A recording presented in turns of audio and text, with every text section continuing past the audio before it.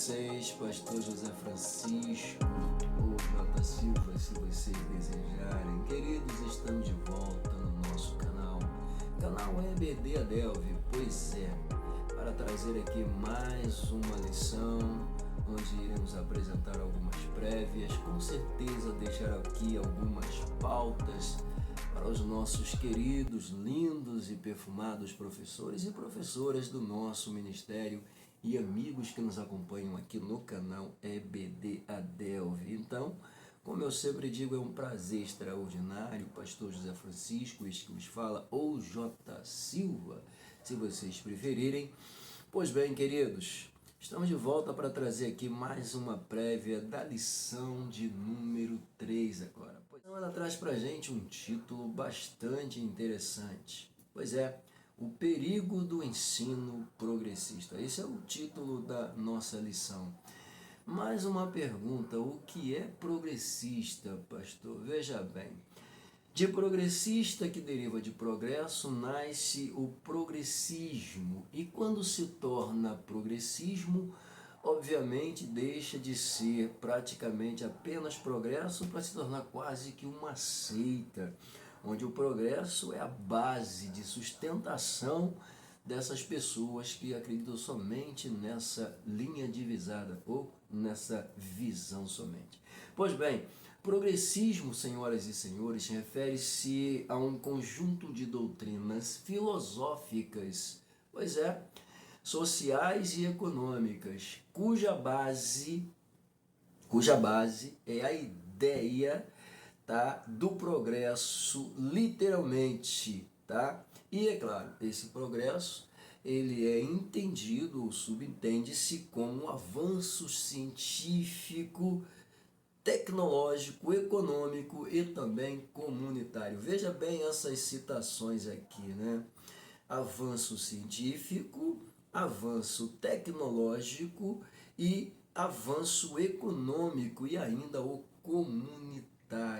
Isso aqui é muito importante a gente observar. E é claro que essas áreas apresentadas aqui tornam-se vitais literalmente para o aperfeiçoamento, o desenvolvimento, o crescimento da humanidade, literalmente, ou seja, da condição humana. Isso é progressismo, ok? Desse progressismo a gente entra para falar sobre progressista. Mas, veja bem, quando a gente vai para a raiz e observa somente o termo progresso, a gente não pode automaticamente dizer que o progresso é ruim, até porque na nossa bandeira escrito está ordem e progresso, ok? O problema são os progressistas. Eles se tornam materiais demais da conta. São legalistas, pois é. E esse tipo de pensamento acaba esfriando a fé, afastando o cristão do verdadeiro conceito de vida pautado e centrado na Bíblia e em Deus. E quando isso acontece, essa pessoa se torna mais materialista do que espiritual. Por isso, o perigo. Mas vamos ao que interessa, né? Eu te convido a permanecer aqui comigo até o final, como eu sempre digo, né? Chama o pessoal, senta no sofá, prepara a pipoca e fica comigo até o final. Mas eu não agradeci, então eu preciso agradecer. Primeiro a Deus, porque sem Ele nada disso seria possível. Aos meus líderes aí à frente da nossa EBD Adelve, nossa irmã Deise, pastor Ricardo, as secretárias que os ladeiam aí com toda a propriedade, nossa irmã Luciana Salles e nossa irmã Célia Ferreira. Pois é, beijo no coração de vocês, Deus abençoe a vida de vocês e, é claro, o nosso pastor presidente também, pastor José Carlos. Pois é, pastorzão, muito obrigado. Enfim, a todos que nos acompanham aqui, os professores já citados, professoras, muito obrigado. Amigos que nos acompanham aqui de outras igrejas, denominações, seguidores aqui do canal, muito obrigado. Eu costumo dizer que a presença de vocês me fortalece. Isso é uma verdade, pode ter certeza. Mas além de me fortalecer, obviamente que fortalece também o canal. E é claro, quando você deixa o seu like, quando você se inscreve, quando você aciona o sininho, você nos ajuda. Então, se você quer nos ajudar, faça isso. Deixe o seu like, assine, acione o sininho e fique conosco. Vai ser um prazer ter a tua companhia aqui comigo sempre, tanto aqui no nosso canal EBD Delve, cuja pauta é edificar vidas através da palavra, como também lá no meu canal pessoal, pastor J. Silva, cuja descrição é a mesma, edificar vidas através da palavra. E a gente faz isso através das lições com toda a propriedade. Ok? Então vamos para a lição, vamos embora. Lição de número 3, o perigo do ensino progressista. Vem comigo, vamos embora. Texto áureo, o mesmo está pautado aqui na carta do apóstolo Paulo ao jovem Timóteo, capítulo de número 3, versículo de número 1, ratificando, segunda epístola de Paulo a Timóteo, ok? Diz assim o texto: sabe, porém, isto, que nos últimos dias sobrevirão tempos trabalhosos. Versículo bonito, né? Bom, a nossa verdade prática diz o seguinte: os ensinos, olha só, os ensinos progressistas buscam desconstruir a fé cristã por dentro e afastar as pessoas do verdadeiro cristianismo bíblico. Que coisa, né? Tornando-as meras militantes de causas sociais. Que coisa, né? Assustador isso aqui, mas é uma verdade, né? Esse progressismo visa desconstruir a fé cristã, e a gente vê isso com toda a propriedade, né? O cunho mais materialista tem se apropriado dos seres humanos, a espiritualidade tem ficado cada vez mais distante dessas pessoas. Isso não pode acontecer com os cristãos, mas por incrível que pareça, tem uma turma aí de crentes progressistas, né, ensinando liberalismo, teologias adversas, e a gente vai ver isso aqui na lição. Vem comigo, continuando, saindo aí então da nossa verdade prática, a gente se depara com ela. Ela quem? A nossa leitura diária. Gosto muito dela, né? Passei a gostar com toda a propriedade. A primeira descrição aparece aí. Olha o que o autor vai dizer. As escrituras advertem o cristão a viver em santidade. As escrituras advertem, chamam a atenção do cristão a viver em santidade. Por quê? A pauta que ele usa como referência bíblica, né? A primeira epístola, segundo escreve São Pedro, capítulo de número 1, versículos de número 15 e 16, faz referência também a Levítico, capítulo 11, versículos 44 e 45. Só que lá, Deus está chamando a atenção da congregação israelita. Por meio de Moisés, ele diz ao povo: diga ao povo para se santificarem, porque eu sou santo. Ou seja, lá ele usou Moisés para dizer isso. Aqui no Novo Testamento, o apóstolo Pedro é usado para dizer isso à sua igreja. Então, obviamente, a mesma exigência de lá é a mesma de cá com toda a propriedade. Por que, pastor? Escrito está na carta aos Hebreus uma palavra também que merece muito a nossa atenção, já que estamos falando dessa condição de santidade. Escrito está: segui a paz e a santificação. Observe isso. E a santificação, porque sem a qual ninguém virá a Deus. Por que eu tenho que me santificar? Pois é, está respondido. Bom, a segunda, a Bíblia é a única revelação escrita, olha só, escrita de Deus para a humanidade. Existem outros livros por aí, né? Existe um que foi dito que pois é, lá do outro lado, o Alcorão. Temos também um outro livro aí que é dos ensinamentos das filosofias budistas. Temos outros livros também que aparecem por aí, livros de Mormons, temos lá o Evangelho segundo não sei quem. Pois é, temos muitos livros, mas nenhum desses livros citados aqui foi escrito por ordem de Deus.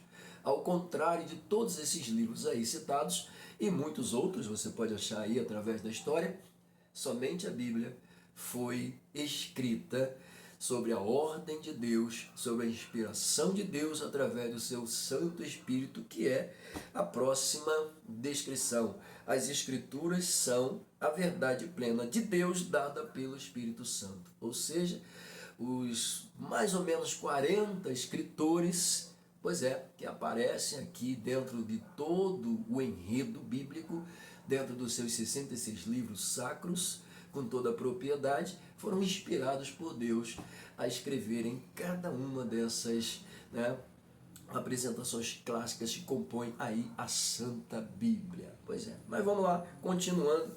Ninguém pode acrescentar ou retirar coisa alguma das Escrituras. Jesus amarrou isso aqui, com toda a propriedade. Na verdade, o Espírito Santo, deu essa revelação para João, amarrando essa verdade. Não se pode acrescentar ou tirar. Ai daquele que acrescentar e ai daquele que tirar. Tem um grupo por aí que fica tirando coisas para tentar encaixar a Bíblia dentro dos seus segmentos. Já fizeram isso aí umas 4 vezes, sei lá quantas vezes fizeram. E agora, recentemente, fizeram também mudanças nas Escrituras para preencher a satisfação do ego humano. Pois é. E isso é um perigo, porque Jesus declara na sua palavra que não se pode acrescentar, não se pode tirar, porque automaticamente Deus vai cobrar se isso acontecer. Então, para esses elementos que ficam aí mudando as Escrituras, como aquela pessoa que disse que a Bíblia precisa ser reescrita, tem que reescrever a Bíblia de novo, alguém até já citou lá dentro do clero também, se é verdade, se é mito, a gente não sabe, se é fake news, como diz por aí. Mas uma coisa já foi sugerido que a Bíblia precisa ser reescrita. E aí surgiu aí uma pessoa aí com uma força, querendo forçar a barra. Pelo amor de Deus, vai te catar. Mas vamos lá. Então, Deus vai cobrar desse povo. Por que eles querem fazer isso? Já, inclusive, até tem Bíblia aí, que entra dentro dessa inclusão nova. Pois é. E aí a gente precisa ter muito cuidado. Deus vai cobrar. Tá tranquilo, gente. Deus vai cobrar, não tem problema não. Eu me assusto? Não me assusto não. Jesus disse que quando todas essas coisas começassem a acontecer, olha para cima, próximo está, pois é, a volta do Senhor. O verão está se aproximando, Jesus está vindo aí, fica tranquilo. O importante é a gente ser arrebatado. Mas para isso a gente precisa manter a santidade intacta, ok? Vem comigo. Exortação à igreja acerca da dedicação ao ensino das Escrituras. Olha só, isso aqui é uma pauta tão importante. Quando ele fala aqui sobre exortação, a gente vê isso desde o Antigo Testamento, Deus chamando a atenção do seu povo para ensinar os seus filhos a respeito da lei. Ou seja, nós encontramos na Bíblia um Deus que se preocupa, que os seus servos, seus súditos, aprendam as suas sagradas letras. Por quê? Aprendendo as sagradas letras, aprende-se a viver, aprende-se a obedecer, aprende-se a adorar, aprende-se a amar, aprende-se a respeitar, aprende-se a andar na presença de Deus corretamente. Então, o ensino é fundamental, principalmente nesses últimos dias de confusões esquizofrênicas sofridas aí pelo mundo afora. Pois é, são tantas militâncias, são tantas ideologias, são tantas esquizofrenias, são tantas loucuras que você fica, meu Deus, volta logo, Jesus. Pois é, a coisa é séria. E aí, para a gente fechar o pacote, é preciso manter-se em comunhão com Deus e permanecer separado das armadilhas do pecado. A gente precisa, eu preciso disso. Todos nós precisamos. Vocês, professores, precisam passar isso para os nossos alunos. Nossos alunos precisam saberem disso.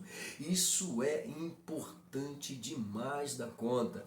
Pois é, saindo então aí da nossa leitura diária, a gente chega nela. A nossa leitura bíblica em classe. A mesma está pautada aqui na segunda epístola de São Paulo a Timóteo, capítulo de número 3, versículos de 1 a 9. Porém, fazendo aqui aquela leitura, que é de praxe fazer, não tem jeito, a gente tem que ler, até porque é a base de todo o conteúdo da lição, eu percebi aqui duas realidades, né? Dos versículos de número 1 ao versículo de número 5, nós temos uma realidade assustadora.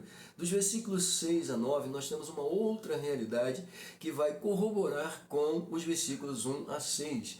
Lembrando que dos versículos 1 a 6, a gente vai ver aqui uma enxurrada, né, de representações, de elementos que são considerados, segundo o apóstolo Paulo, tá, de homens avarentos, presunçosos, soberbos, blasfemos, desobedientes, tá, ingratos, profanos, tá, sem afeto natural, irreconciliáveis, caluniadores, incontinentes, cruéis, sem amor para com os bons, pois é, sem afeto natural, irreconciliáveis, como eu já disse, tá? Traidores, obstinados, orgulhosos, mais amigos dos deleites do que amigos de Deus, pois é, e contra essas coisas aqui, tudo isso aqui, o apóstolo chega no versículo de número 5, orientando que devemos nos afastar desses elementos.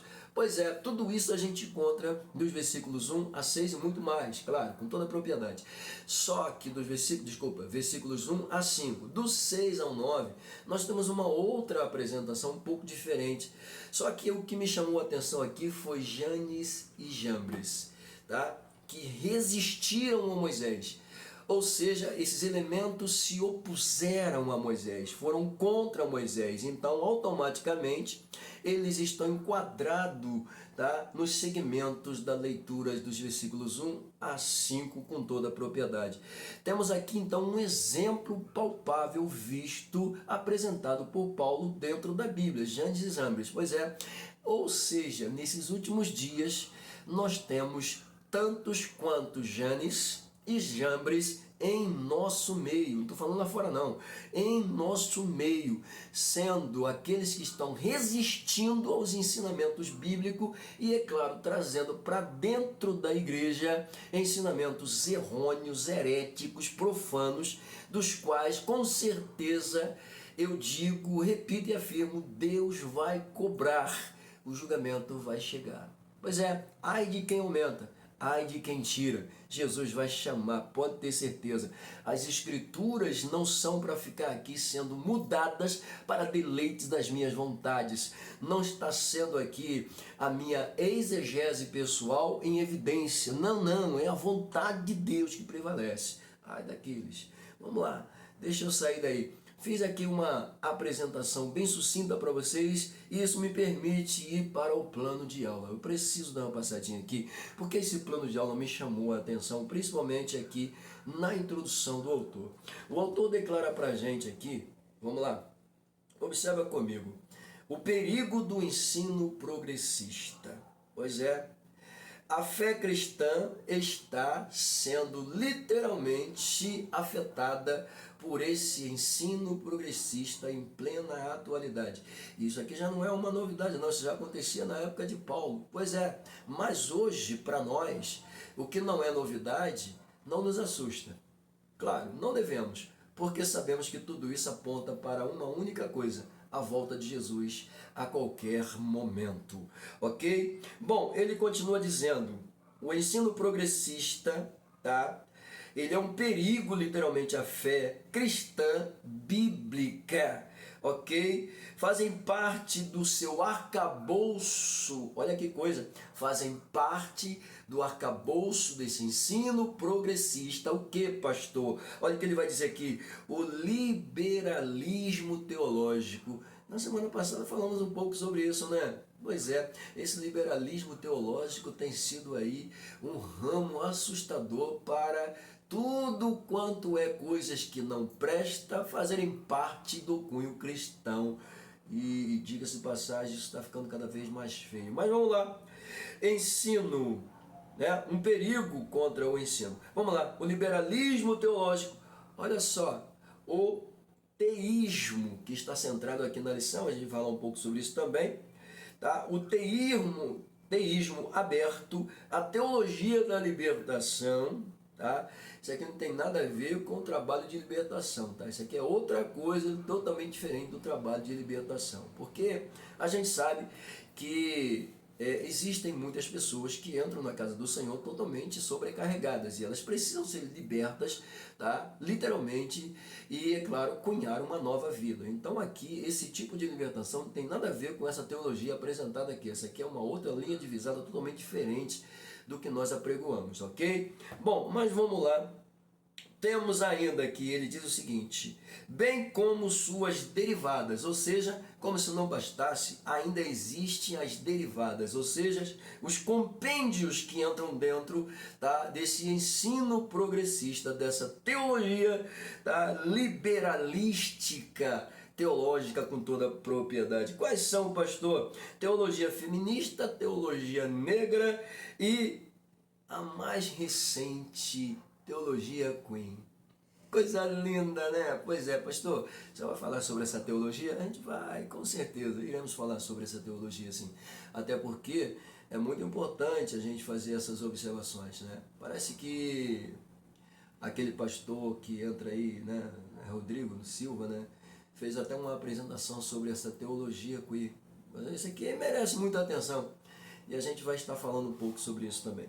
Bom, então, tudo isso aqui faz parte do pacote dessa teologia, né? Desse liberalismo teológico, tá? Impregnado aí pelo progressismo. Falou? Pois bem, queridos, deixa eu sair daí, senão a gente fica preso, né? Aí a gente chega aqui nos objetivos da lição. O primeiro deles, elencar os elementos que descaracterizam o cristianismo bíblico. São tantos, né? Mas a lição vai nos ajudar a entender isso aqui um pouco mais claro. Número 2, explicar as principais teorias progressistas. Olha que coisa, né? E a terceira, aplicar elementos que refutam o ensino progressista. Bom, primeiro a gente aprende, depois a gente vai aprender como lidar com eles com toda a propriedade.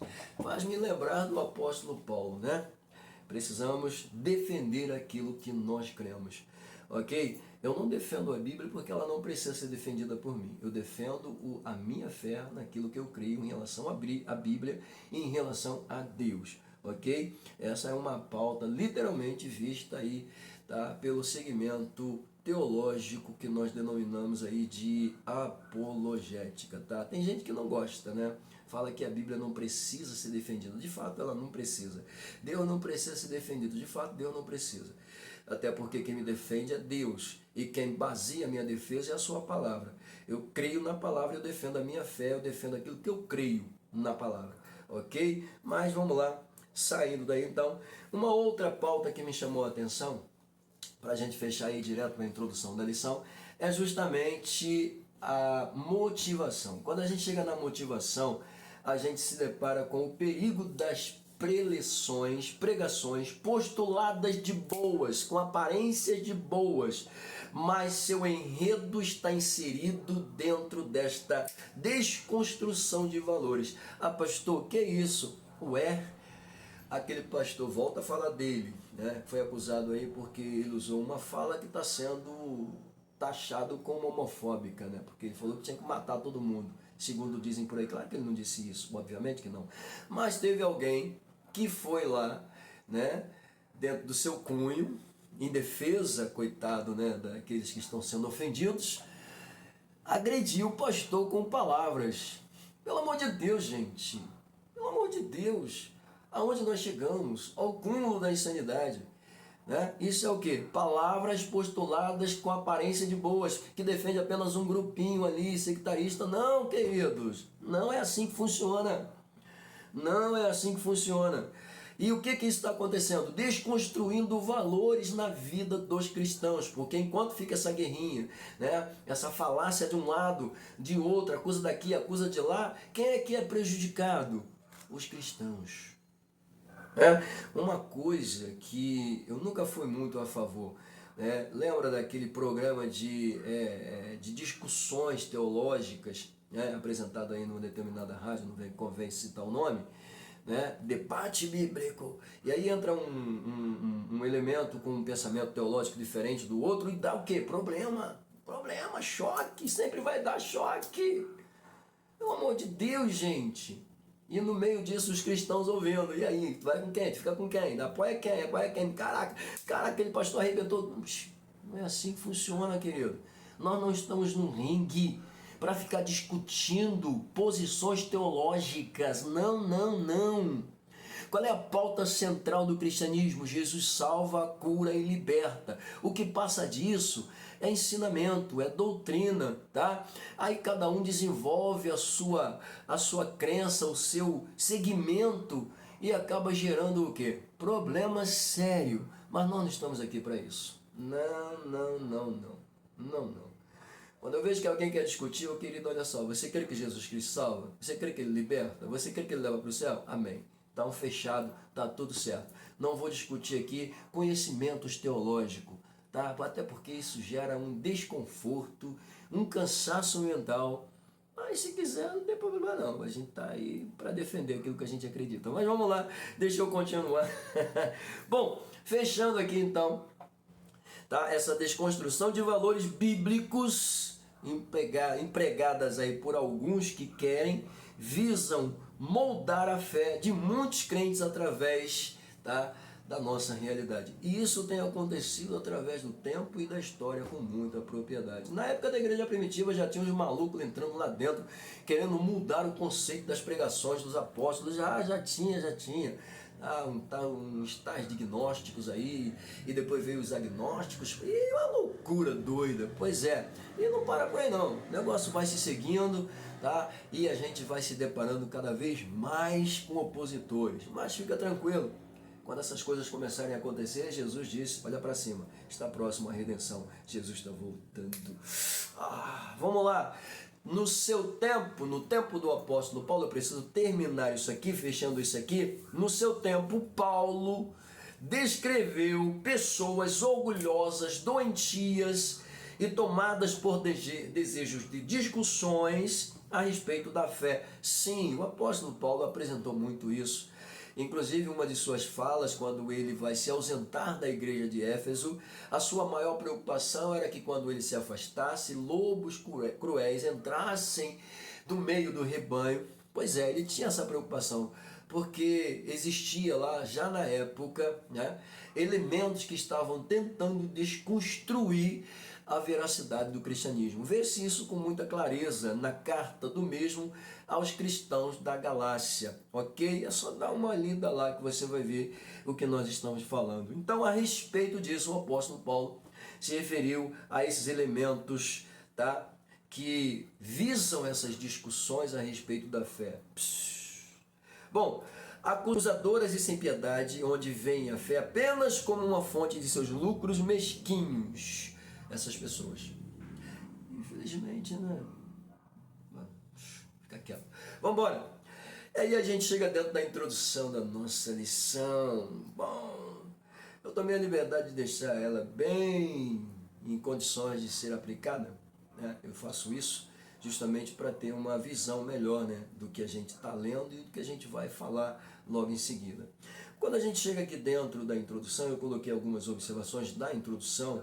E a primeira delas, tá, o autor já coloca aqui para a gente como pauta, os ensinos progressistas. O que fazem os ensinos progressistas? Ele continua dizendo, enfraquecem a autoridade da Bíblia. Olha só.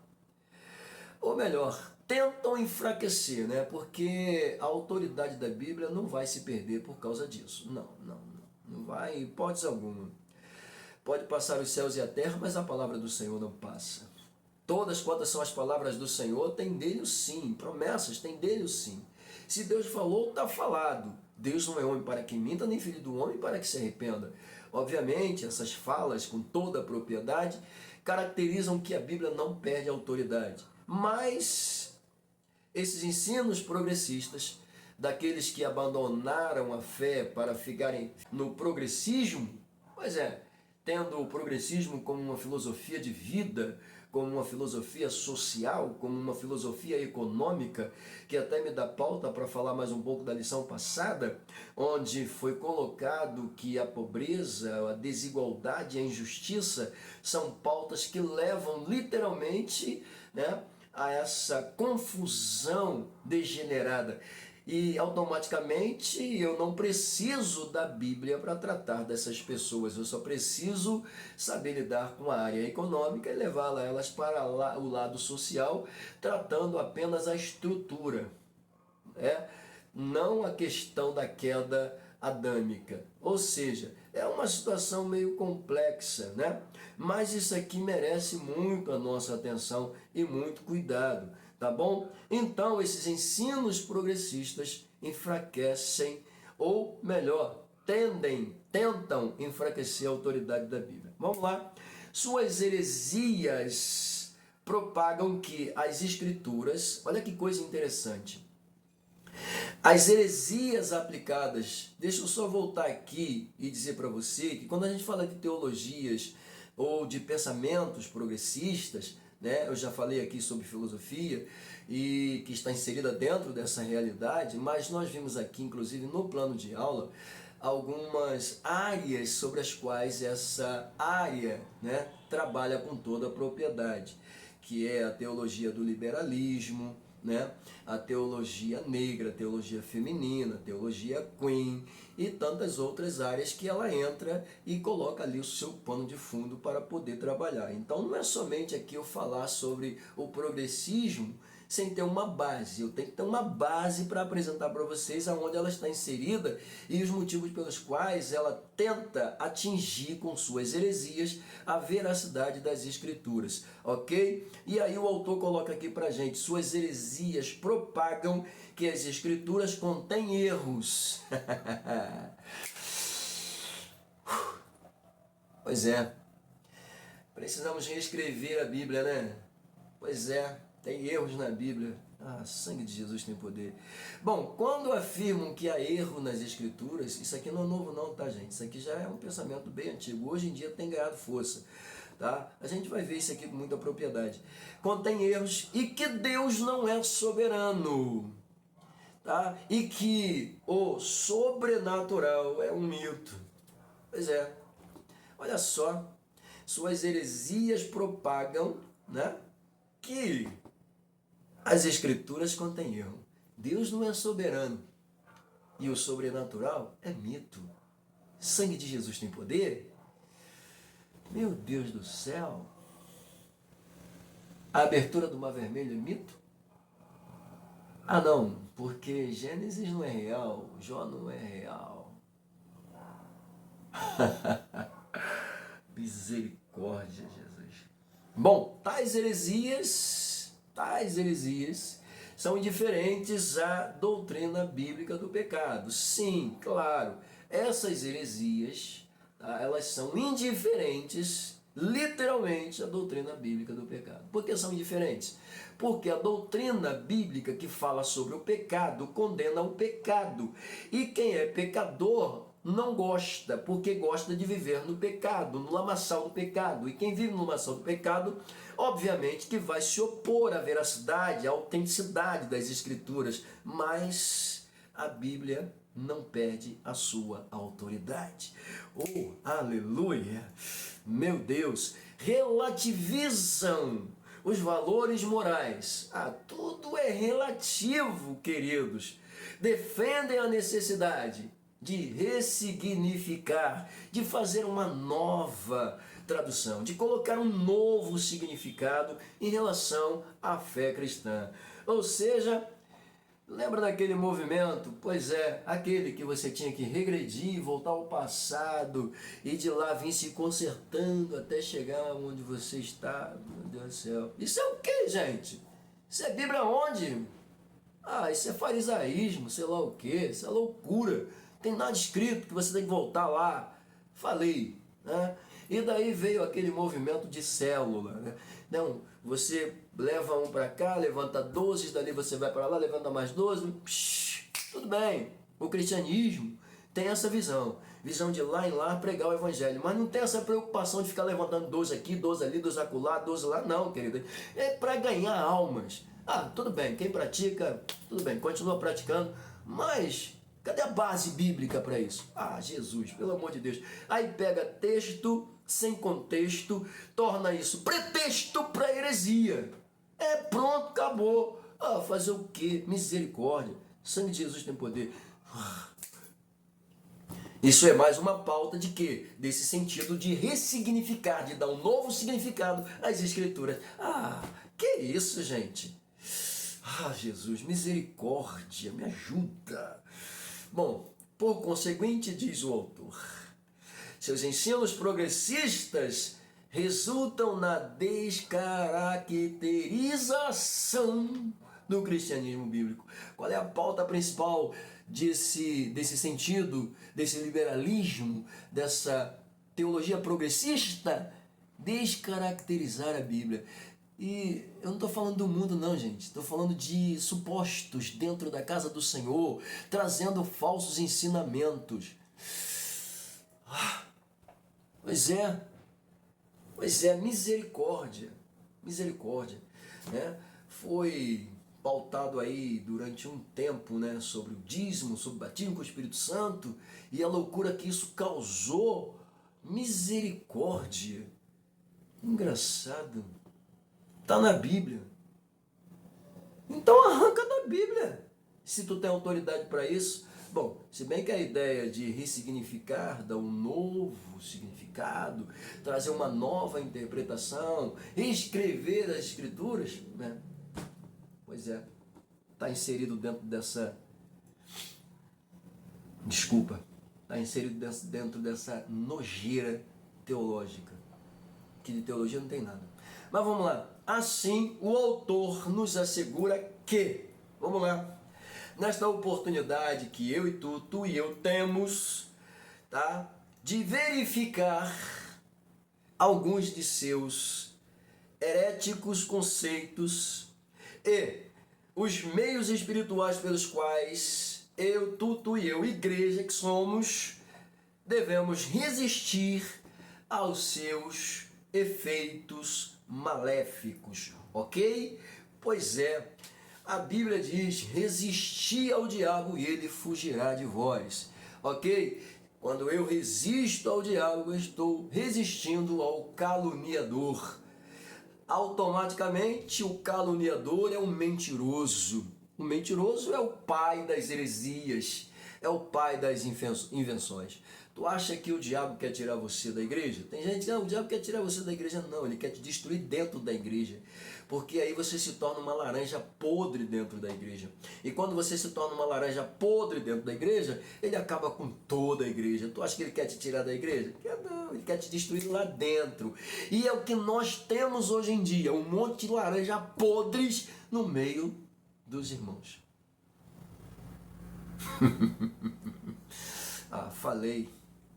Pois é, vamos lá, ponto. Meu Deus do céu, é forte isso aqui, né? Tópico de número 1, pontos de número 1, 2 e 3. Vamos lá, no tópico aqui de número 1, a descaracterização do cristianismo. Olha aí, qual é a ideia? Descaracterizar, destruir a forma, alterar a forma, mudar a forma, da aparência que eu quiser. Isso é descaracterizar. Meu Deus do céu, o negócio é sério, né? Bom, no ponto de número 1, a deterioração moral. Deterioração moral. Tem que ler devagar, senão acaba enrolando isso aqui, né? Descaracterização, deterioração. Tem que falar muito devagar esse negócio. Mas vamos lá. No ponto de número 1 aqui, observe isso aqui. Bom, a expressão bíblica na pauta do autor, ele diz últimos dias. Vamos lá, últimos dias. Faz alusão, tá, ao período anterior à volta de Cristo, diz ele. Últimos dias. Faz alusão ou faz referência, se vocês preferirem, ao período anterior à volta de Jesus. É antes da volta de Jesus, entendeu isso? Bom, sendo retratado como um tempo extremamente difícil. É o tempo praticamente em que estamos vivendo, né? Tem sido extremamente difícil para o cristianismo nesses dias atuais, onde as redes sociais, onde a mídia tem ganhado um espaço assustador. Eu até salvei um videozinho outro dia, tá até aqui, se eu lembrar eu vou colocar ele aqui para vocês, tá? De um menino, né, sendo puxado por um celular. Pois é, eu achei tão interessante aquilo ali, porque o celular ele alimentava o menino, né? E quando o menino olhava para um lado, olhava para o outro para ver as coisas, o celular chamava a atenção dele e alimentava ele. Até que chega um momento em que ele percebe algumas coisas caindo no chão e uma atinge ele. Quando ele olha para trás, são os amigos dele brincando numa casa, na árvore. Aquilo chamou a atenção dele, de maneiras que o celular começou a entrar em pânico, desespero para prender ele. E quando percebe que ele já estava envolvido com os amigos, o menino pega o celular e desliga, bota o celular no bolso e vai brincar com os seus amigos. Pois é, quantas crianças estão sendo destruídas pelo celular? Quantos irmãos estão sendo seduzidos pelo celular? Nós mesmos. Parece que a gente não consegue viver sem isso, gente. Misericórdia. Tem hora que eu pego isso aqui e jogo pra lá falando, não quero saber de você, sai de perto de mim, pelo amor de Deus. Mas eu fico preocupado com as pessoas que podem me ligar ou mandar mensagem e eu acabo voltando pro celular. Esse é um problema. Tá? Eu vou começar a adotar algumas práticas diferentes, tipo assim, olha só, gente, de tal hora a tal hora, não me manda mensagem, não liga para mim não, principalmente para minha esposa, minha filha. Por quê? Porque aí é um tempo de você ficar livre do celular, porque isso te prende, te impede, te atrapalha, pelo amor de Deus. Você não consegue ler, você não consegue mais meditar, você não consegue mais orar, isso aqui rouba todo o teu tempo. Eu vejo pessoas, né, fazendo lives de manhã, de tarde, de noite, se prendendo nisso aqui. Ah, sai fora, o sangue de Jesus tem poder, pelo amor de Deus, tá? Isso aqui não é mais forte do que eu não, não, tá? Isso aqui até atrapalha a nossa hegemonia com o Senhor. Agora, assim, imagina se adulto tem dificuldade, imagina criança, o dia todo ali, né? Joguinho pra lá, joguinho pra cá, quando é isso, entrando sabe-se lá Deus aonde. Mas vamos lá, é perigo. Bom, vamos lá. Bom, são tempos extremamente difíceis, literalmente. Bom, o apóstolo Paulo, ele diz aqui que alerta quanto ao comportamento humano. Pois é, e ele diz aqui, o apóstolo Paulo alerta que o comportamento humano estará associado à impiedade, caracterizada pela profunda degradação moral. Olha que coisa, né? O apóstolo Paulo, tá? Ele alerta, ele chama a atenção. Como assim? O comportamento humano, que o que mais que a gente vê hoje em dia é a questão de comportamento, né? Comportamento se tornou pauta principal para minhas coisinhas que eu gosto, né? Para meus desejos, minhas vontades. Primeiro eu, depois eu, se sobrar um tempo eu de novo. Tá? E por aí vai, é o famoso hedonismo, literalmente, né? Então o comportamento humano está associado à impiedade, caracterizada pela profunda degradação. O que essa deterioração moral faz na vida de uma pessoa que não busca se orientar? Os ensinamentos de Deus. Já não basta a gente olhar para o mundo e ver tudo isso literalmente. Agora você imagina os que estão dentro da igreja sendo aí violentados por essa mídia, levados e conduzidos por esses comportamentos que degradam a moral. Literalmente, quantos não estão já desmoralizados achando que tem moral? Pois é, perderam a moral há muito tempo. É um tal de sair da caixinha, né? É um tal de sair da caixa, é um tal de, pelo amor de Deus. Ai, Jesus, me ajuda.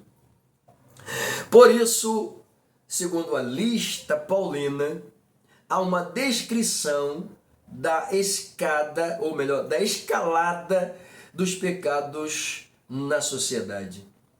Bom, nós vimos aqui na leitura bíblica em classe, né, homens que são vistos.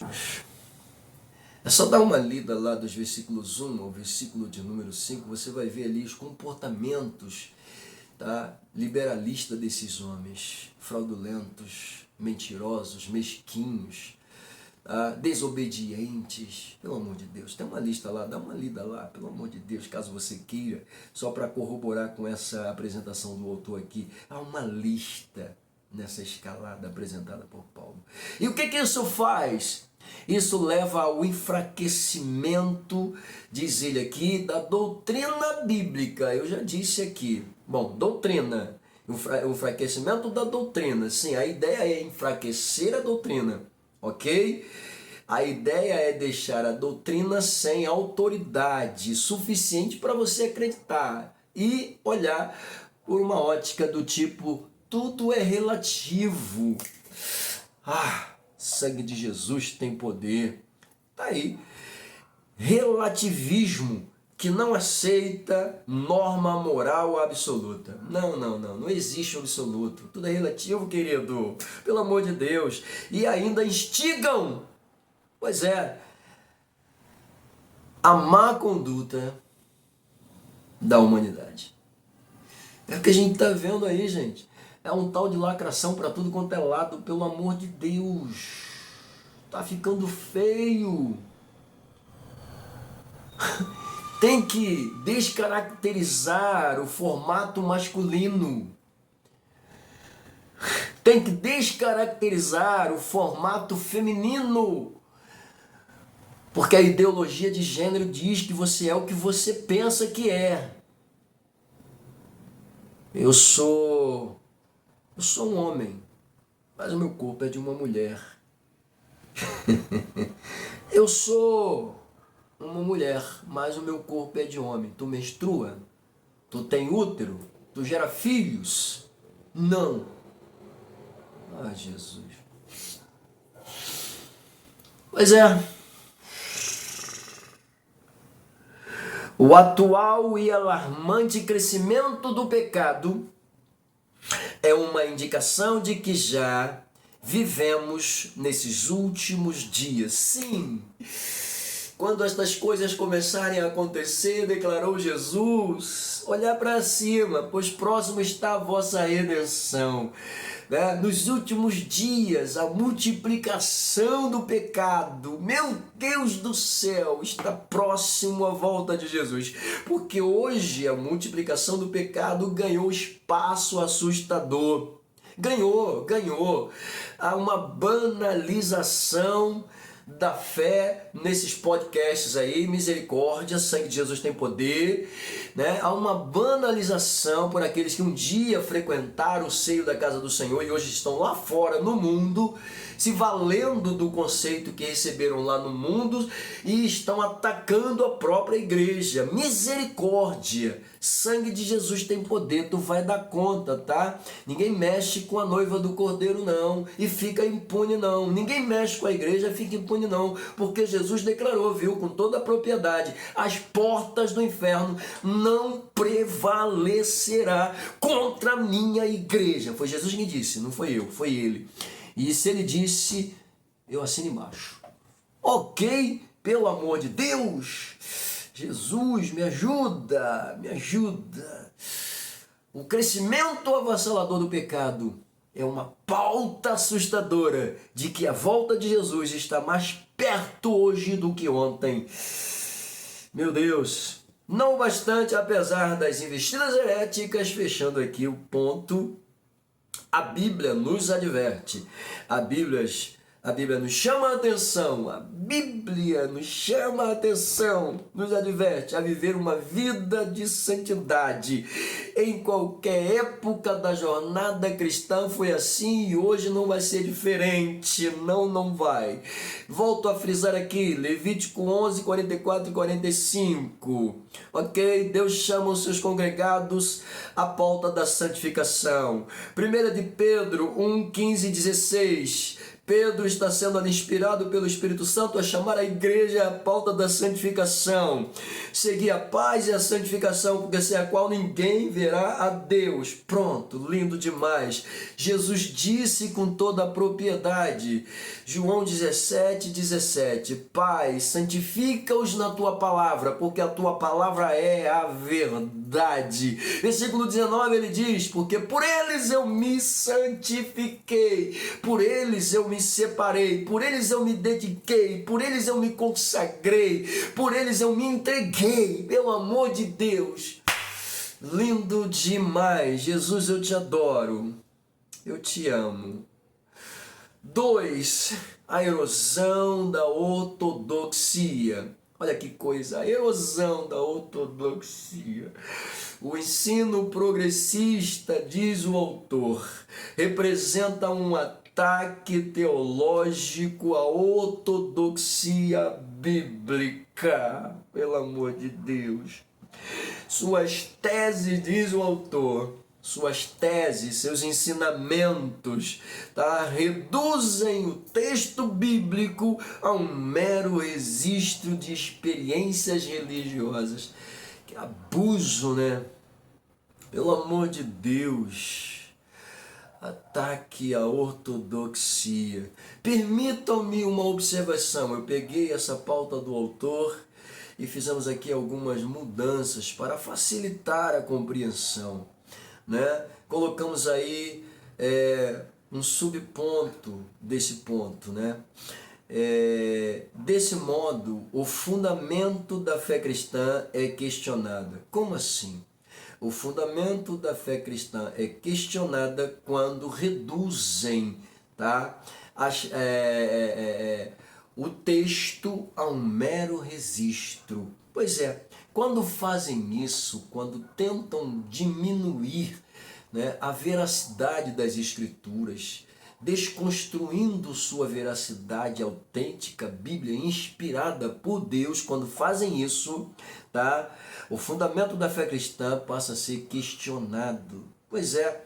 2, subponto 2, a autoridade bíblica passa a ser rejeitada, questionada, passa a ser rejeitada, suas verdades passam a serem negligenciadas. O conteúdo doutrinário da Bíblia, senhoras e senhores, cede espaço para a cultura. Olha que coisa, pois é. E quando cede espaço para a cultura, o entretenimento, pois é, passa a ser o resultado, tá? A qualquer custo. Então, vale mais, né, eu me beneficiar do que eu obedecer às Escrituras. Vale mais eu valorizar o conceito social, natural, do que eu entrar dentro dessa pauta espiritual bíblica. Por quê? Porque a Bíblia ela é um pouquinho dura, ela não tem meio termos com o pecado. Pecado é pecado e pronto, acabou. Vamos lá. Os cristãos, senhoras e senhores, tornam-se mais amigos dos deleites do que amigos de Deus. Quando isto acontece, pois é, quando eu quero o resultado a qualquer preço, a qualquer custo, quando o entretenimento rouba a minha espiritualidade, quando as coisas materiais me tiram do foco Deus, e eu passo a ver o progresso como minha linha de pauta, de segmento, quando eu vejo a filosofia dele entrando dentro de mim e me afastando de Deus, pois é, eu me torno mais amigo dos meus deleites, das minhas vontades, dos meus comportamentos do que amigo de Deus. Misericórdia. Quantos perderam essa amizade com Deus? Pois é, porque preferiram os deleites do mundo. Bom, a vida na igreja, então, a partir desse momento, fica desprovida. Como assim? Desprovida de poder, de manifestação, de graça, de agir. Quantas igrejas você entra hoje e você já não vê mais aquele mover do Espírito Santo? Você já não vê mais aquela movimentação, tá? Onde almas são tocadas, vidas se arrependem. Você não vê mais isso, gente. É tão lindo quando você vê almas se entregando ao Senhor, quando você vê batismo com o Espírito Santo, quando você vê, né, o Senhor trabalhar de forma harmoniosa dentro da igreja. Ah, que isso, gente? Pois é, a igreja fica desprovida quando a ortodoxia passa a ser literalmente corroída por esses pensamentos legalistas, progressistas, insanos, que visam desconstruir a veracidade bíblica, que visam macular a autoridade da Bíblia. Pois é, a igreja fica desprovida do poder do Espírito Santo. Bom, logo a mesma igreja fica também sendo incapaz de ser um instrumento de transformação, tá, do caráter das pessoas. Bom, as pessoas já não conseguem mais ir para a igreja. E quem vai, até vai e murmura. Pois é. Não conseguem mais ver a igreja como solução. Não que a igreja seja, mas é que a igreja tem a solução. E a solução que a igreja apresenta é Jesus Cristo, através das Escrituras. Ok? Bom, mas quando essas pessoas ficam desprovidas dessa essência do Espírito Santo, com toda a propriedade por causa dessa erosão destruidora da fé, pois é, a igreja fica incapaz de ser um instrumento de transformação. Pois é. E aí, importante para a gente fechar aqui o pacote, importante, portanto, não podemos negociar, olha só, a verdade de que a Bíblia é a única revelação escrita de Deus. Claro, a gente viu isso aqui já na leitura diária, né? Pois é, não podemos negociar, não. Na primeira lição a gente falou sobre isso, né? É inegociável, não tem esse negócio aqui não, né? Não tem isso aqui, vamos negociar, não existe isso, a Bíblia é inegociável, ela é a verdade autêntica, ela é a revelação de Deus, dada pelo Espírito Santo, literalmente, pois é, tá? Meu Deus do céu, e somente ela tem o poder de constranger a consciência do pecador. Veja bem, quando ela age dessa forma, constrangendo o pecador, mostrando o seu pecado, porque a Bíblia é linda, né, nesse ponto. Ela adora mostrar o pecado, sim, adora. Por quê? Porque a pauta principal é a regeneração desse pecador, é trazer ele de volta para o altar da adoração. Mas quando eles não querem e querem continuar no erro, aí se sentem constrangidos com a verdade bíblica. Ah, meu Deus, isso é lindo demais. 3. A corrupção da fé. Eu vou tentar ser bem rápido, pelo amor de Deus, né? Vamos lá. Com o caráter humano maculado e a corrosão da ortodoxia, corrosão foi o que a gente viu em cima, erosão acaba se entrando dentro dessa ideia da corrosão também, tá no mesmo pacote. Bom, promovidos pelo progressismo no ensino, o cristianismo e a fé bíblica são descaracterizados. Olha só.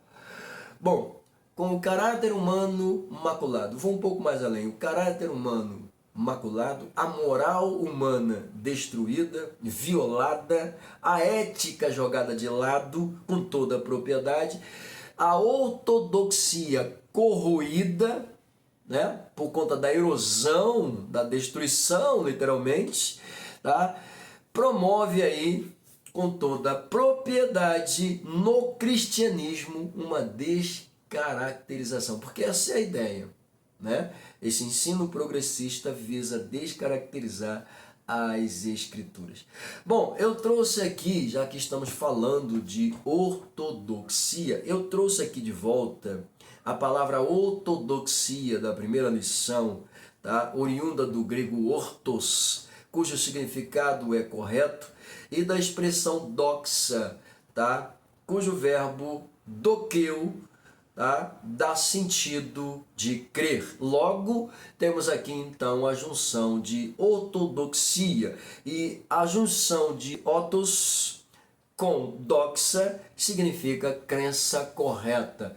Bom, a corrosão da ortodoxia, a corrosão da crença correta, pois é uma das pautas do progressismo religioso, filosófico, social e econômico da sociedade. Mas queridos, isso é uma verdade. Porém, quando vê-se corrupção nessa pauta, logo percebe-se que, não por acaso, o apóstolo Paulo, diz o autor, acrescenta às práticas dos falsos cristãos a repulsiva conduta da luxúria e de várias concupiscências que não fazem parte da doutrina correta da ortodoxia bíblica. Sim, esse ponto aqui é importante a gente dar uma observada com muita calma, porque o apóstolo Paulo vai trazer para a gente, tá, aonde essa corrupção, essa corrosão acontece com toda a propriedade, tá? É fruto de um ensinamento falso. A gente viu até aqui, falamos até sobre isso, né? A igreja da Galácia estava sendo atacada por ensinamentos falsos, né? Paulo até começa a sua carta declarando que se admirou vendo como tão depressa os irmãos estavam trocando de uma fé por outra. Esse maravilhar-se, admirar-se aqui é espanto literalmente. Paulo está dizendo, eu estou espantado. Como é que pode? Então de repente vocês mudam. E ele declara, ainda que desça um anjo do céu, ou quem sabe um de nós mesmos venha pregar outra coisa além daquilo que vocês ouviram como verdade absoluta, concreta, verdadeira, centrada. Não. Descreiam, tá? Isso é maldição.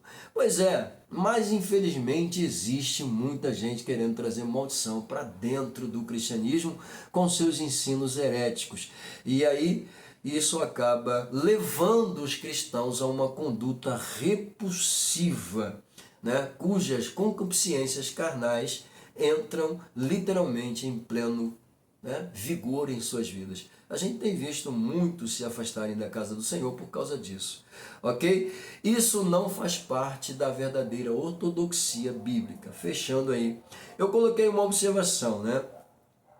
Ele diz aqui que os hereges, né, cativam as pessoas por meio da sedução. Isso é uma verdade, né?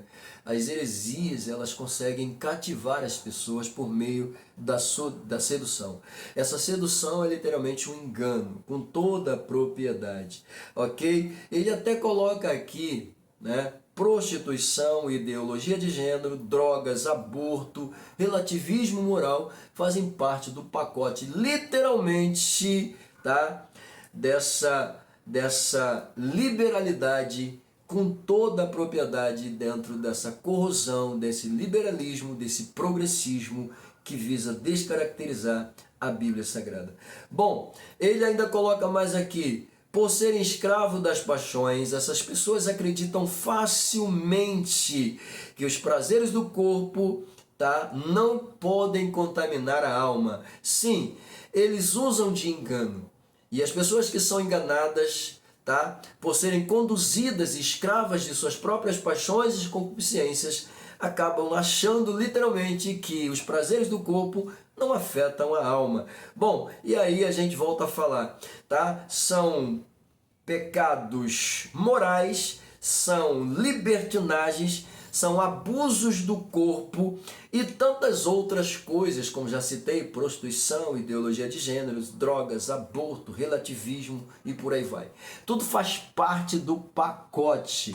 Sim, como de fato, a rebeldia, para a gente fechar aqui, tá? A rebeldia e a ausência de genuína conversão os impedem, olha só, a rebeldia e a ausência de uma genuína conversão, tá, os impedem de alcançar o conhecimento da verdade.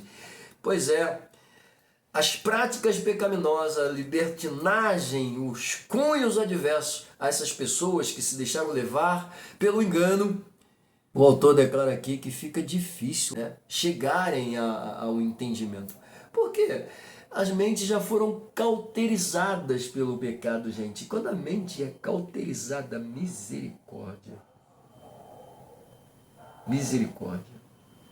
Bom, mas quem quer viver no pecado, infelizmente vai ter que encarar as verdades aí com toda a propriedade do juízo divino. Ok? Bom, queridos, então, chegando aqui dentro do tópico de número 2, né?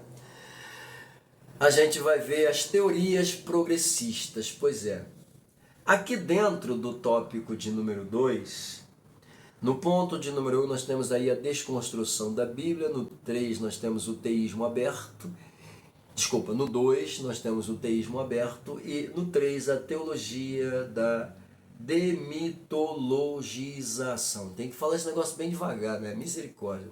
Mas vamos lá. Bom, a desconstrução da Bíblia. O ensino progressista, tá? e o desdobramento do liberalismo teológico, tá? Tem como pauta principal o repúdio à inspiração e à inerrância da Bíblia. Pois é, tem como característica repudiar a inspiração da Bíblia. Sim, a desconstrução da Bíblia é justamente tentar corroer essa inspiração, destruir essa inspiração, afastar os cristãos dessa verdade. Só que a Bíblia é muito clara, né? Toda a escritura divina, inspirada é, com toda a propriedade. Não tem jeito. Os 66 livros sacros aqui foram inspirados pelo Espírito Santo.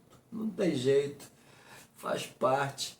Não tem como. A Bíblia, ela é inerrante, não contém erros. Aí me vem um bando de elementos aqui dizer que a Bíblia contém erros, que Deus não é soberano e que o sobrenatural é mito. O sangue de Jesus tem poder.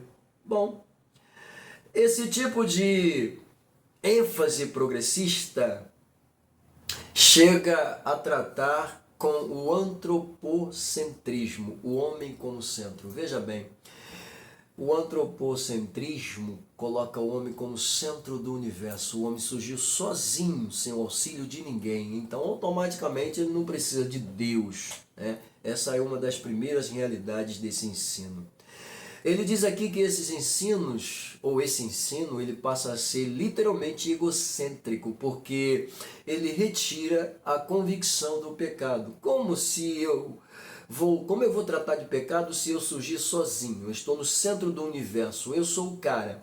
Eu não precisei de ninguém para me criar. Então como é que eu vou falar de pecado? Que pecado? Pecado é tudo relativo. Não existe pecado. Bom, o parâmetro progressista é de reinterpretação das escrituras. Sim, a gente já falou muito sobre isso, né? Tanto reinterpretar quanto ressignificar. O que é isso? Dá um novo significado. E isso acaba entrando dentro daquela ideia clara e objetiva que isso aqui não passa de uma satisfação própria, tá, da concupiscência humana. Eu preciso satisfazer a minha concupiscência, meus desejos, né, aqui dentro precisam serem sanados por essa realidade.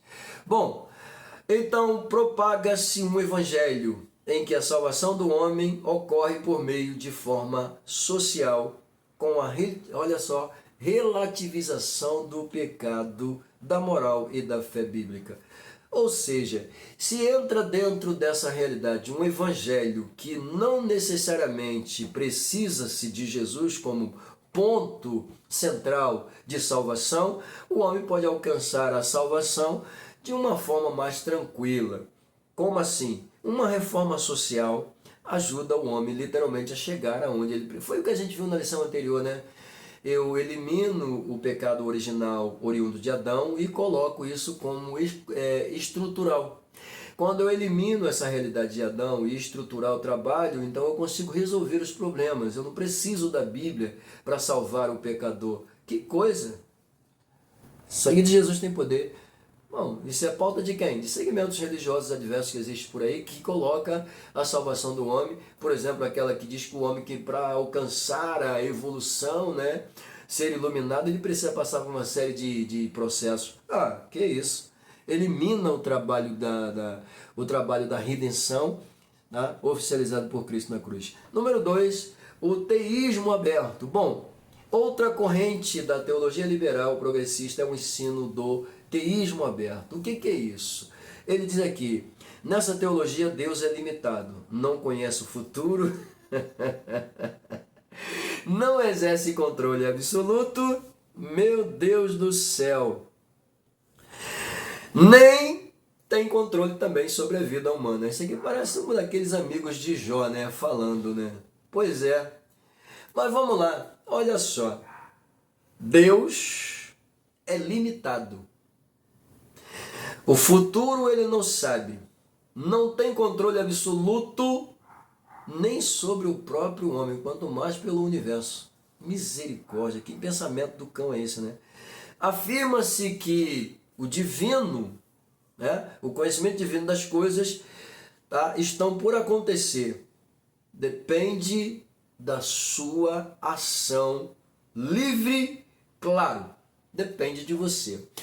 Pois é, eu não preciso de Deus para ter conhecimento, tá, das coisas que estão por acontecer. Sangue de Jesus, né? Rejeita-se o conceito de presciência, saber antecipadamente, ou seja, Deus não tem isso, tá? Ele não sabe das coisas antecipadamente, e é claro que isso é uma heresia assustadora, né? Com certeza. Bom, Deus foi surpreendido pelo pecado, segundo eles. Deus foi surpreendido pelo pecado do Éden. Ah, meu Deus! E forçado a redesenhar a história. Deus foi surpreendido e forçado a redesenhar a história humana. Não, Deus não foi forçado a nada. Deus sabia. E por saber, o plano divino através dos séculos não começa no Gênesis, começa antes do Gênesis, ok? Quando esse plano divino de salvação de Deus, arquitetado antes... Ah, pastor, isso é antibíblico, não está na Bíblia não. Então lê Efésios direito, querido. Lê a carta de Paulo aos Efésios direito. Dá uma lida direitinho ali. Está escrito lá com toda a propriedade que antes da fundação do mundo, Deus já havia nos elegido nele, nos escolhido com toda a propriedade, antes da fundação do mundo. Onde começa o plano divino? Onde começa o plano de salvação de Deus? Antes da fundação do mundo. O que isso quer dizer? Que o homem que Deus cria, coloca no mundo, a Eva que Deus cria, coloca no mundo, já estavam propensos à queda. Eles iriam cair e Deus iria permitir a queda. E através da queda deles, maculados, fracassados, pequenos, diminutos, Deus ia levantar um povo que iria adorá-lo por vontade própria, não por imposição. Ok? Então o plano divino através do século é uma coisa linda. Eu acho que eu não preciso nem continuar mais aí, né? Vamos para o 3, vamos. Teologia da demitologização. Tem que falar isso devagar. Ele começa aqui contando um cunho histórico de 1958, quando Rudolf Bultmann propôs uma proposta de programa de demitologização dos textos. O que é isso, pastor? Ele diz que o mito é uma história de caráter religioso que não tem fundamento na realidade e que se destina a transmitir um conceito de fé. Isso é o autor dizendo, tá? Para esse teólogo agora, sim, ele, né, havia mitos na Bíblia. Ele diz que havia mitos na Bíblia e era preciso separar esses mitos da verdade.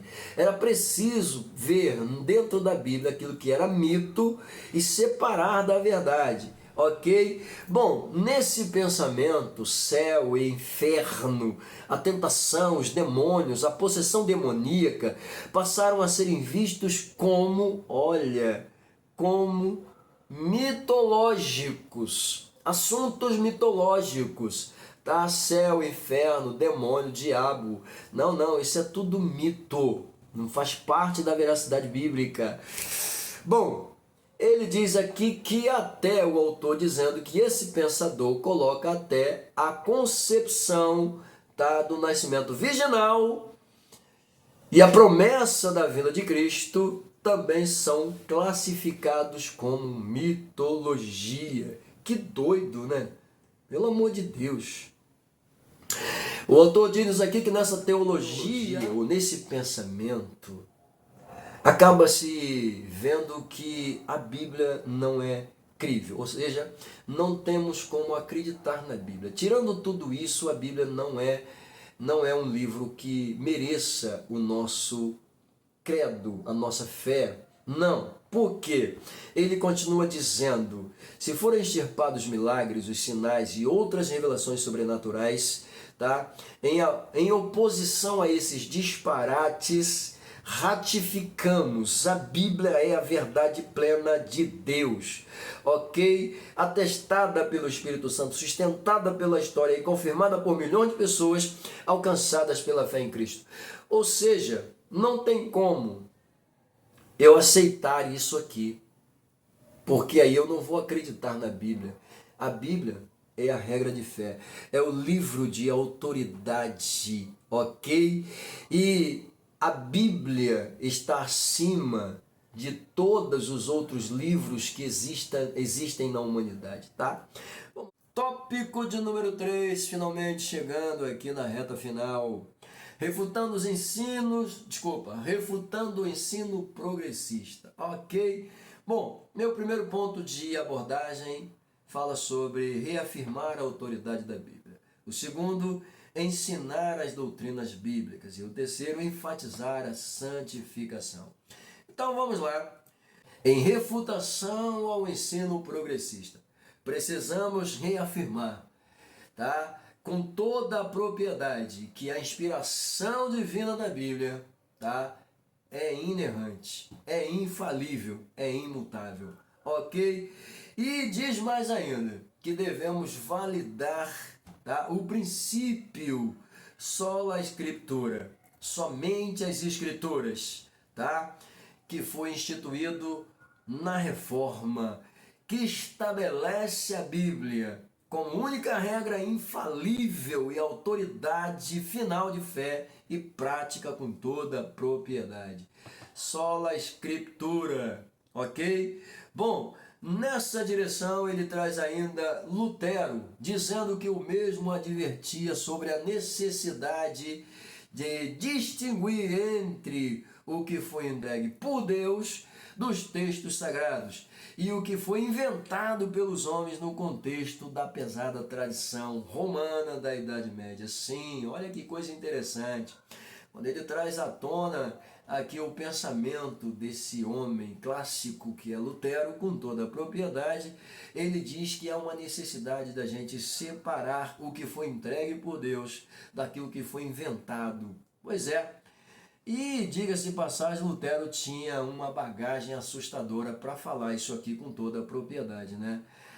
Quem não assistiu a película Lutero, assista. Eu sempre recomendo. Quando eu falo de Lutero, eu recomendo essa película, muito boa, né?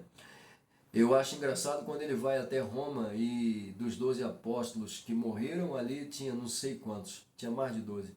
Bom, mas enfim, é uma história que merece a nossa atenção. Então, se você puder assistir, assista, você não vai se arrepender.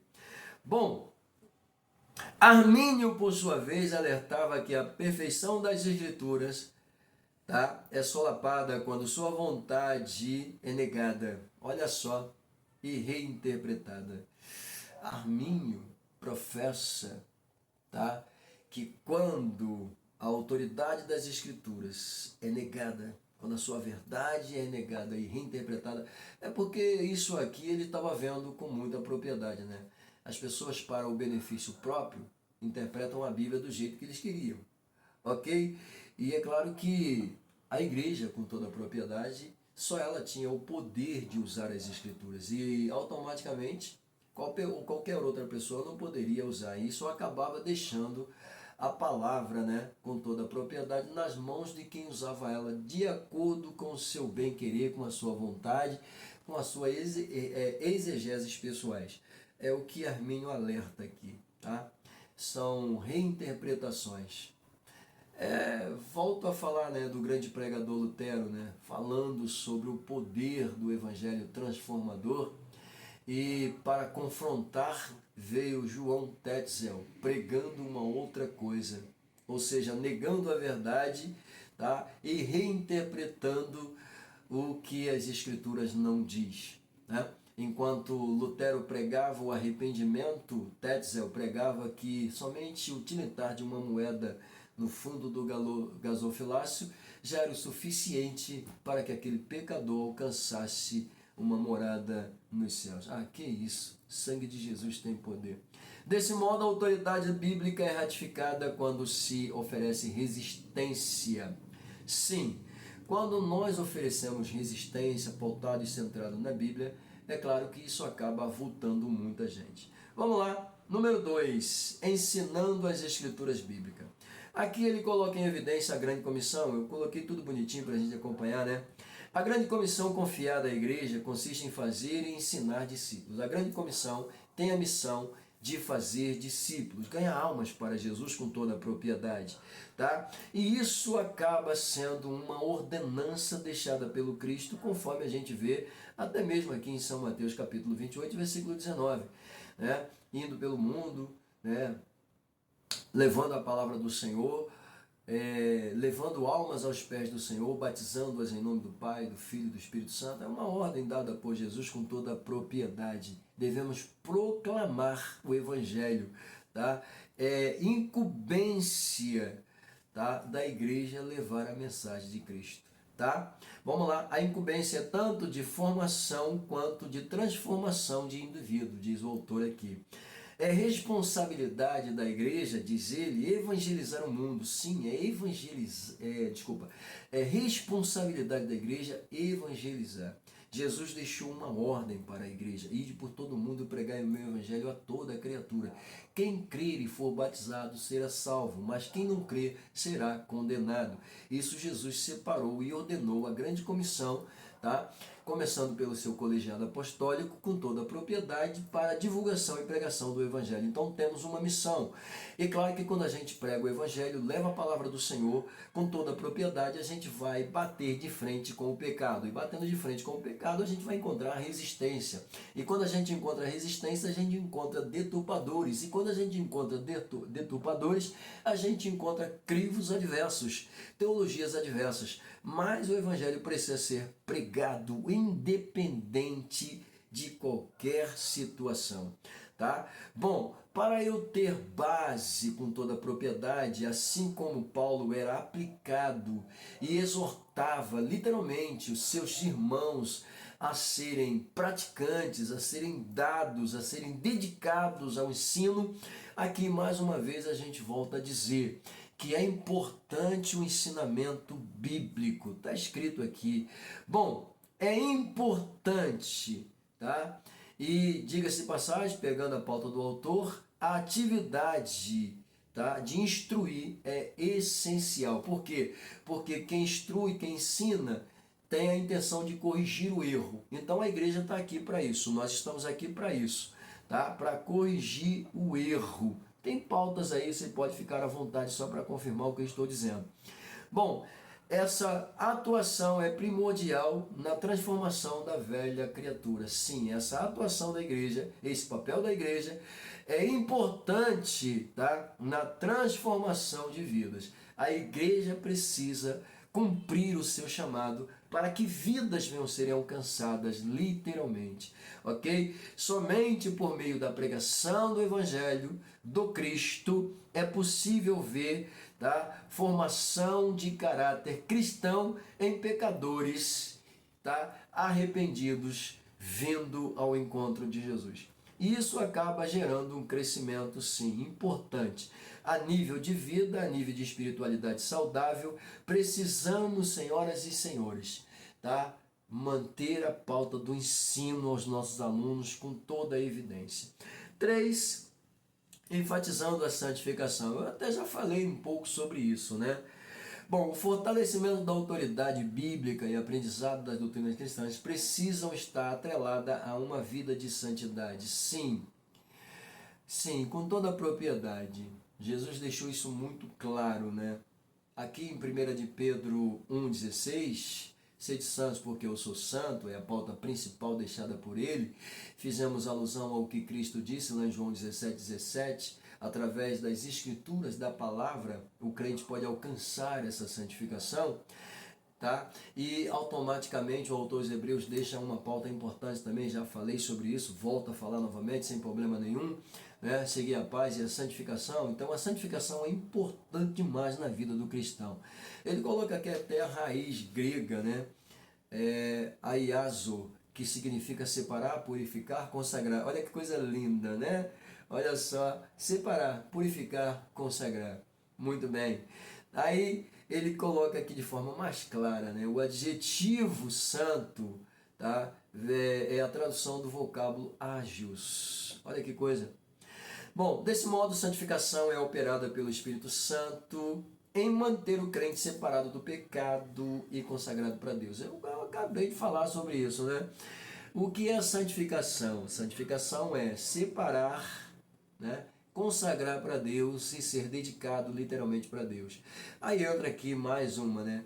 Separado, dedicado, consagrado, entra dentro dessa ideia de purificado com toda propriedade. Ok? Bom, direto para a conclusão. Bom, as Escrituras advertem que a conduta humana nos últimos dias é de repulsiva descaracterização da fé. Sim, a conduta humana, tá? A conduta humana, o comportamento humano visa essa realidade, a descaracterização da fé. A gente vê isso aí direto, pelo amor de Deus, tá? E é claro, essa heresia progressista acaba tendo aí um papel importante para o enfraquecimento da ortodoxia, né? E instigando a frouxidão moral. A frouxidão, mais uma vez, volta aqui, né? E a gente fala sobre que o perigo dessa frouxidão tem gerado crentes problemáticos, crentes doentes, crentes fracassados, crente geração danoninho. Pois é, não pode isso, não pode aquilo, não pode nada, e agora daqui a pouco só Jesus na causa. A gente está orando para Deus entrar aí com providência, porque senão o negócio vai ficar pior. Contudo, a postura da igreja não deve ser de inércia. O que é isso? Vai ou não vai? Fico ou vou? O que eu decido? Inércia é isso. Não sai do lugar, não avança nem recua, fica ali. Vai ou não vai? Vai ou não vai? Bom, a igreja precisa tomar uma posição. Sim, a igreja precisa sair da inércia e atuar com veracidade. Bom, a gente vê uns poucos aí se levantando e falando, mas na verdade a maioria parece que tem medo de falar. Está todo mundo alcunhado aí, né? Ao medo, entrelado ao medo, não quer largar, não quer falar, tem medo de falar. Daqui a pouco a gente vai ver crentes aqui pregando, todos e todas, né? Todos, né? Pois é, só o sangue de Jesus. Todas digo eu. Todos digo eu. Você vai ver, irmão. E se não pregar, só o sangue de Jesus. A gente espera que não, né? Mas vamos lá. A defesa da fé ocorre quando os valores imutáveis, atemporais da Bíblia, são exercitados pelo poder de Deus. Sim, querido. Para fechar o pacote bonitinho, tá? Nós falamos aqui sobre uma vida de santidade. Precisamos levar uma vida de santidade. Precisamos valorizar a ortodoxia correta. Precisamos entender que a Bíblia ela é inerrante, ela é infalível, tá? E não vai ser a descaracterização, não vai ser a corrosão, não vai ser a erosão, tá? Que vai tentar implodir aqui por dentro a igreja do Senhor, porque essa é a ideia dos heréticos, né? Porque essa é a ideia do pensamento progressista. Desculpa, do pensamento progressista, né? Implodir a igreja por dentro. O que é implodir? Você pega um prédio, coloca um monte de dinamite, ele cai certinho, né? Não cai nem para um lado, nem para o cai certinho. É fazer isso dentro da igreja. E volto a dizer, digo e repito, volto a dizer aqui. A ideia de Satanás é fazer com que isso aconteça por dentro da igreja. Ele não quer tirar você da igreja, ele quer que você fique doente dentro da igreja. Se torne uma dinamite de implosão dentro da própria igreja, trazendo todos os crentes abaixo, né? É a laranja podre que contamina todo mundo. Mas enfim, bom, então eu preciso me precaver, eu preciso resistir ao diabo, eu preciso resistir ao pecado, eu preciso literalmente levar uma vida centrada e pautada de acordo com as Escrituras, tá? Que Deus te abençoe, eu espero que esses poucos momentos passados aqui juntos possam servir aí de ajuda. Então, que Deus abençoe, pastor José Francisco J. Silva se sente grato pela tua companhia. Beijo no coração e até a próxima. Tá liberado do sofá, tá? Eu acredito que a pipoca já acabou. Deixa Deus te usar e vamos que vamos até a próxima.